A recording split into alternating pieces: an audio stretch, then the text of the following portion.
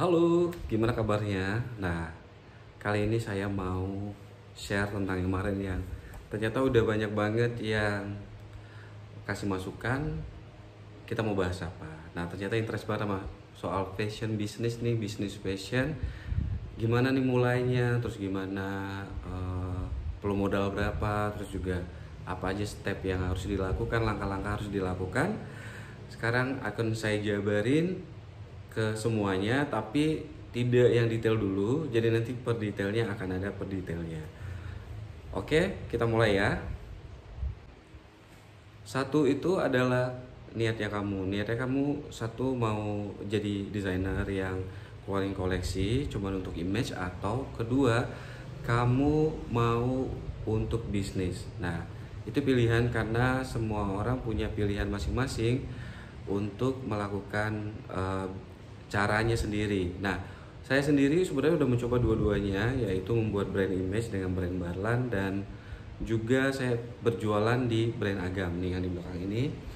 Nah, ini gimana sih caranya supaya aku bisa misahin setelah perjalanan panjang banget, dan aku ngerasain banget harus make money juga ya dari kesukaan aku ini. Dan memang aku sudah belajar fashion juga dan mulai untuk keluarin koleksi, dan selalu pikir-pikir itu harus banget untuk kita cari dana untuk uh, apa supaya dia berkontinu untuk kita produksi lagi, kita jualan lagi. Nah, setelah saya pikir-pikir, saya memisahkan dua bagian, yaitu bagian pertama adalah untuk brand image saya ada di Barlan, dan yang kedua adalah saya bikin brand dengan nama Agam Indonesia. Nah, di Agam Indonesia ini saya memang konsen banget untuk saya berjualan, yaitu saya berjualan kemeja-kemeja rapi dan sudah tahu target marketnya gitu ya. Oke, jadi satu niatnya dulu, niatnya mau kemana nih? Mau jadi desainer yang eksis dengan karyanya, dan itu memang agak lebih berat ya. Kedua adalah kamu bikin produk, terus juga kamu untuk berjualan, untuk bisnis banget nih. Jadi ada dua nih, kamu tinggal pilih. Atau mungkin kamu ada ide lain menggabungkan dua-duanya. Itu memang agak berat juga menurut aku, karena sudah coba. Oke, kita lanjut ke berikutnya. Nah, berikut ini kita riset dulu satu apa dulu yang kita inginkan untuk brand kita. Kita mau bikin baju apa nih? Kita mau bikin koleksi apa? Atau kita terbayang memang kita pingin banget udah punya mau bajunya untuk pria atau wanita, atau memang untuk anak-anak. Nah, itu kita pilih dulu kita riset dulu juga pasar yang ada. Bukan buat contek ya, buat untuk perbandingan nih. Kita mau bikin misalnya produk yang pria nih, contoh kayak saya mau pria yang buat pejabat yang rapi, tapi juga bisa dipakai orang kantoran, bisa untuk resmi juga.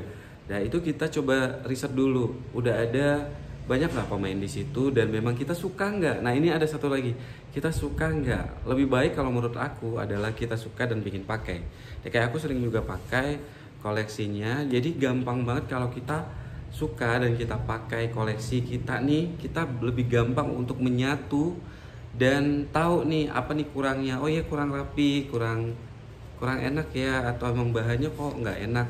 Nah, kalau kita sendiri pakai, kemungkinan besar itu orang-orang juga seneng pakai. Itu menurut aku ya. Dan itu menjadi bagus untuk kita jadi penilai sendiri, karena kita kan diberi gift nih oleh Tuhan, kita bisa merasakan nih, oh nih baju ini bagus, nih enggak. Nah, itu jadi nilai plus buat kita. Jadi tentuin dulu produk apa nih yang harus kamu pingin kembangkan dan kamu suka. Nah, itu udah harus ya. Kalau udah kamu suka, itu apapun nanti kamu akan jalanin terus untuk kamu ke depannya gitu. Oke. Nah, jadi kamu tinggal pilih nih, baju laki-laki, baju perempuan, atau mau baju wanita atau unisex, whatever yang kamu pinginkan banget, kamu coba lakukan. Oke. Nah, Berikutnya adalah karakter nih, karakter yang kamu inginkan. Nah, setelah kita udah ketemu nih, kita mau bikin lini pakaian apa nih? Mau pria, wanita, atau kita mau bikin dua-duanya, pria dan wanita, atau unisex juga boleh, anak-anak. Jadi semuanya kita udah tentukan. Kita juga harus menemukan karakter nih yang sifatnya orang kalau lihat baju itu pasti itu punya kita. Nah, itu yang harus kita punyain juga. Kita harus memiliki karakter. Nah, karakter ini bermula dari mana? Nggak jauh-jauh karakternya atau DNA ini itu nggak jauh-jauh datangnya. Datangnya adalah dari diri kita sendiri. Diri kita itu unik, dan kalau kita nggak memberikan diri kita di koleksi kita, dan kita nggak cantumin pribadi kita di koleksi kita, itu kita terlalu jauh ngeliat sana ngeliat sini, kita riset sana riset sini, tapi kita tidak kasih bumbunya. Itu menurut aku perjalanannya panjang banget. Jadi sekarang kamu coba tentuin dulu karakternya itu berupa seperti apa yang kamu inginkan, dan jangan lupa taruh nih karakter kamu juga di dalam koleksi ini. Jadi itu sangat membekas dan itu sangat personal, dan itu punya nilai jual tinggi. Dan karena setiap diri kita masing-masing unik, jadi baju kita juga akan ada uniknya nanti. Oke? Nah, udah jelas mau bikin baju apa, terus karakternya kita udah dapet. Kita sekarang riset lagi soal desain. Nah, desainnya kalau misalnya kita belum bisa desain, kita belajar dulu. Tapi kalau misalnya memang mau bisnis aja lah, nah kita bisa hire konsultan fashion designer, dan itu mempermudah kerja kita. Kita harus buat desain untuk sebuah koleksi. Jadi sebuah koleksi ini minimal, kalau misalnya untuk produk yang memang made by order dan itu satu-satuan tuh mungkin desainnya cuma satu, tapi kita harus punya konsep keseluruhan sesuai dengan karakter kita tadi. Tapi kalau memang mau bisnis fashion ini, itu harus bikin satu koleksi itu minimal untuk kalau berjualan 5 oke, tapi kamu dari 5 ini harus bikin size-nya, bikin warnanya, dan ini tergantung dari kamu budgetnya, nanti kita bahas ya. Nah, ini kamu harus bikin koleksi untuk supaya mereka tahu banget nih, oh dia punya koleksi nggak cuma satu. Jadi kalau cuma satu, itu mungkin itu jatuhnya nanti ke made by order yang biasa dilakukan oleh desainer satu-satu. Tapi kalau mau ke bisnis fashion, itu lebih bikin koleksi, range koleksinya. Jadi bikin tema, bikin apa nih dari karakter kita, terus kita tuangin ke sana. Jadi jangan lupa bikin koleksi ya. Kalau misalnya 3, boleh nggak sih? Kalau memang strong banget dan 3 itu kamu bisa rubah warna, boleh. Nah, ini kita akan bahas lagi soal budget. Setelah mau bikin koleksi untuk desain, kita udah dapat tim atau kita memang ngerjain sendiri. Nah, berikutnya adalah budget yang harus kita pikirin. Budget ini penting banget karena gimana pun kita perlu modal untuk membuat koleksi. Membikin koleksi ini kita perlu modal. Nah, dari tadi saya bilang kalau misalnya bikin satu-satu boleh nggak? Boleh sebenarnya, boleh. Tapi memang perjalannya pelan banget. Kamu minimal bikin 3 atau 5 itu juga sebenarnya udah sedikit ya. Tapi kalau memang dananya belum cukup, karena ini memang banyak saya share, banyak pemula yang nonton. Oke, kamu bikin dulu sedikit aja. Sedikit dulu untuk tes market dulu kalau memang udah oke. Dan dari budget ini itu juga bisa ketahuan nih, oh nanti kita sesuai dengan pasar kita, bahannya seperti apa. Nah, itu kita budgetin. Dan kalau kita misalnya mau tetapkan, yang penting kita mau mulai nih, oke, kita bikin satu dulu. Tapi kayaknya nggak mungkin cuma satu, sayang ya. Tapi kalau memang kepepet banget, kalau terus pingin banget bikin satu aja, oke, nggak ada masalah. Tapi akan berkontinu dari bikin satu, kamu bikin konsep yang besar dulu. Di 1 tahun ini kamu punya gambaran nih, brand saya mau seperti apa nih. DNA-nya udah jelas, warnanya udah jelas, warna brandnya udah jelas, semuanya udah jelas. Itu berarti kamu harus tetap straight di situ ya, stay di situ, tidak tuker-tuker dulu gitu, mau lihat ini pas nggak. Nah tapi fleksibel boleh sih, nggak apa-apa. Oke, jadi itu tergantung dari budget yang mau kamu bikin untuk modal ini, modal usaha ini. Oke, dari udah budget udah ada, sebagaimanapun mampunya kita ya. Terus ke berikutnya adalah kita udah desain udah, terus berikutnya adalah kita bikin sampel. Nah ini penting juga. Biasanya memang saya senang banget kalau misalnya ya mulai usaha ini bisa bikin sendiri dulu. Kalau misalnya cuma satu. Tapi kalau misalnya memang mau bisnis aja deh, saya nggak mau ke banyak-banyak ngurusin ke produksi ya, sama kayak saya. Berarti itu kita harus punya tim untuk memproduksinya, atau kita outsource, atau ya seperti kita lempar keluar ya untuk bikin produk kita. Nah ini memang perlu waktu banget, tenaga terkuras dan lain-lain, banyak positif dan negatifnya. Kalau untuk punya tim sendiri di dalam, yaitu kita lebih cepat dan kita lebih terjaminnya dalam hal apa?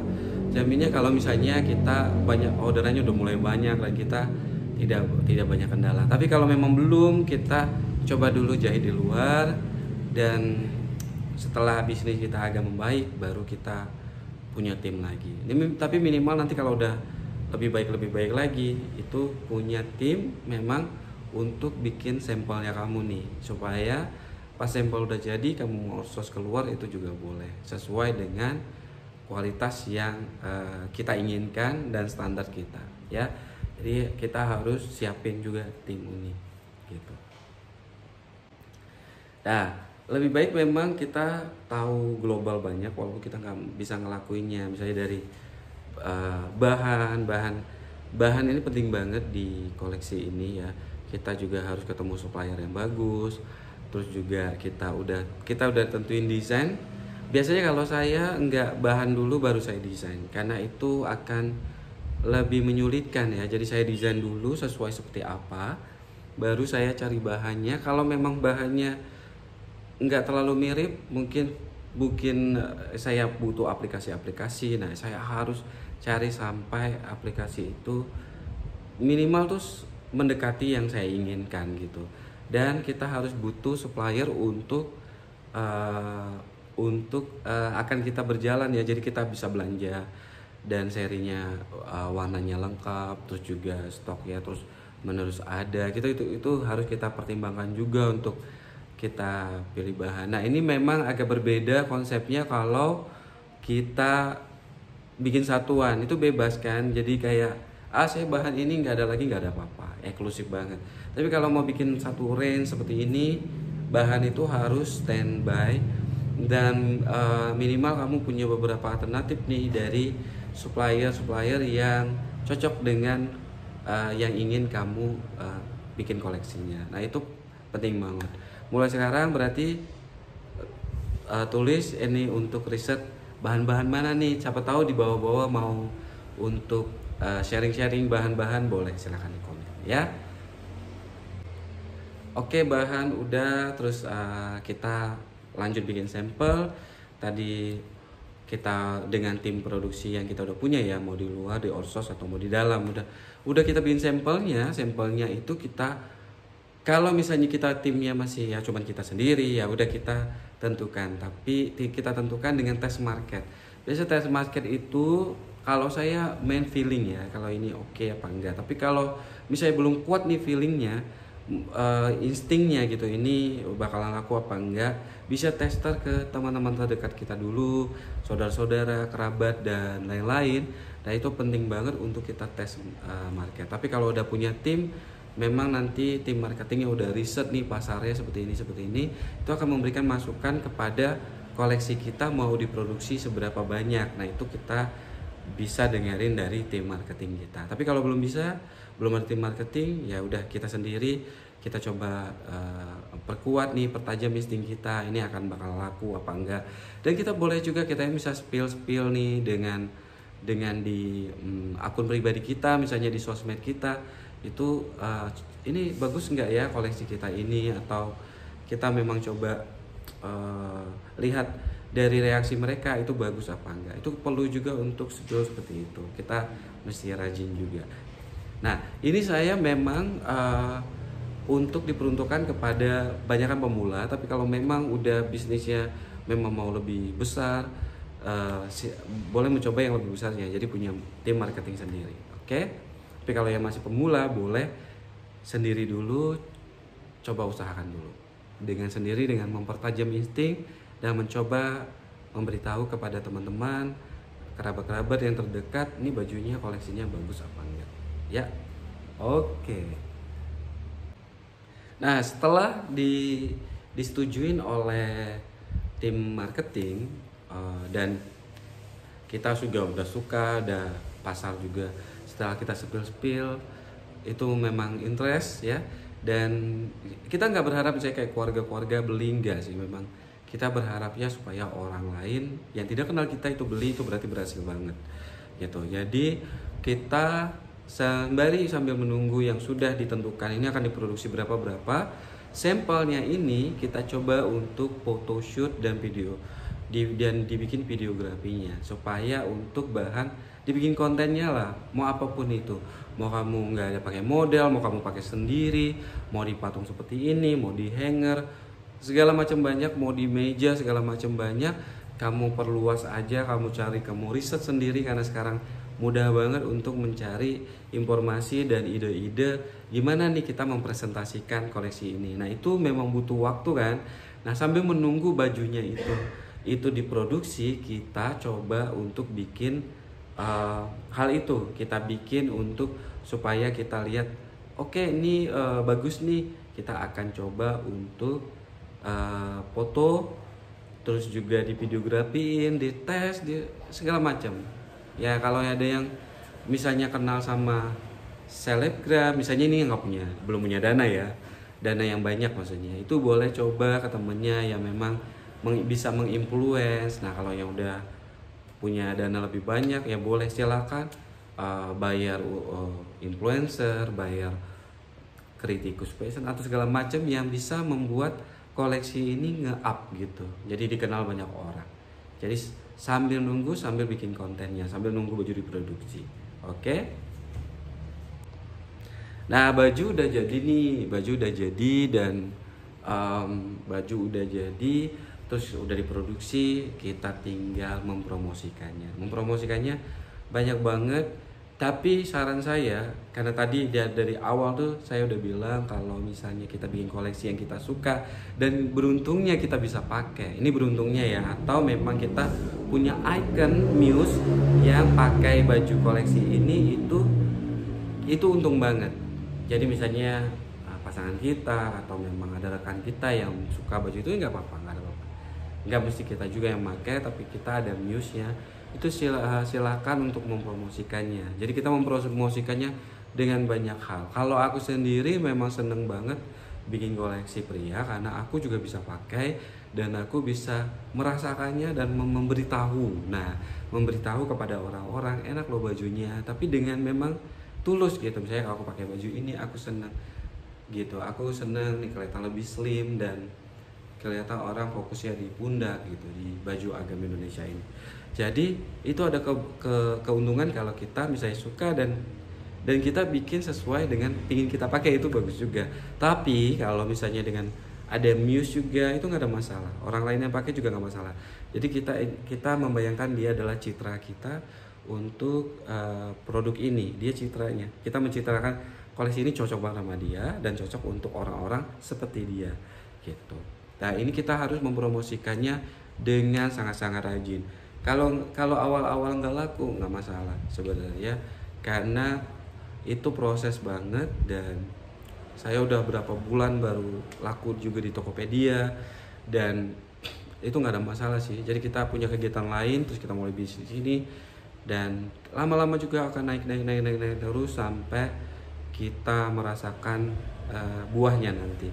Jadi kita coba promo dengan segala macam ya, dan aktif setiap hari itu penting banget. Even masih nggak ada yang lihat itu, tapi nggak ada masalah, kita coba. Tapi kalau baju bagus itu biasanya dari mulut ke mulut orang akan rekomendasikan dan selamat berpromosi dengan cara apapun. Yang sekarang banyak banget kelas bisnis, kelas promosi di aplikasi-aplikasi yang yang di sosmed yang beredar banget, termasuk di YouTube ini ya, kita promosiin gitu.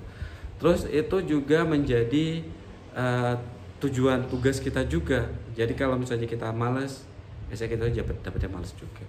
Ya, buat teman-teman yang bisa share soal gimana nih caranya untuk mempromosikan, boleh komen-komen di bawah. Biasanya banyak banget, saya rasa banyak banget ya fashion trainer yang udah keren-keren banget, dan mereka banyak juga sharing tentang gimana cara promonya.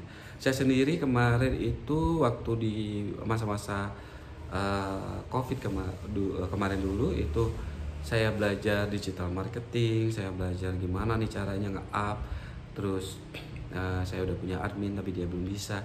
Ternyata memang bagusnya memang kita pegang sendiri dulu, dan kita jadi tahu, oh gini ya caranya, gini ya pendekatannya, gini ya cara balas pesannya gitu. Itu kita harus tahu. Aku juga terima kasih banget kepada teman-teman juga yang udah mau sharing-sharing soal bisnis, karena memang kita tanya-tanya aja gitu juga, termasuk ikut kelas bisnis, berteman dengan orang-orang yang udah pernah bisnis sebelumnya. Kita dengerin aja, emang mungkin nggak bisa masuk 100%, tapi minimal kita dapat input yang akan kita lakukan. Oh ternyata ini berhasil. Kita banyak uji coba aja ke semua hal. Mungkin ada yang bisa bikin reel yang bagus, ada yang nggak mau kelihatan mukanya tapi bajunya pengen dieksiskan. Nah itu ada cara-caranya sendiri yang nanti kita kupas lebih lanjut ya. Oke, semoga hal ini membantu buat kamu untuk memulai bisnis fashion.